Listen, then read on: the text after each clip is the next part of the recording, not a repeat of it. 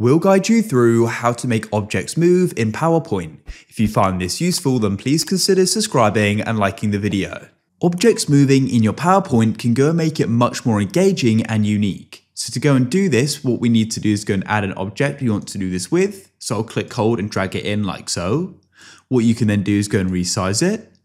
Make sure you've got it selected like this, and you need to head to the top of PowerPoint. There you'll go and see the option for animations.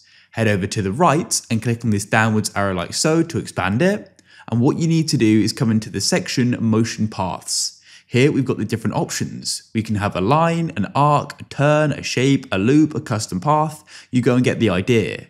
Just to go and show you how this will work, I'll go and do an arc like so. And then as you can see here, you can go and see how it's going to go and look and where it's going to end up.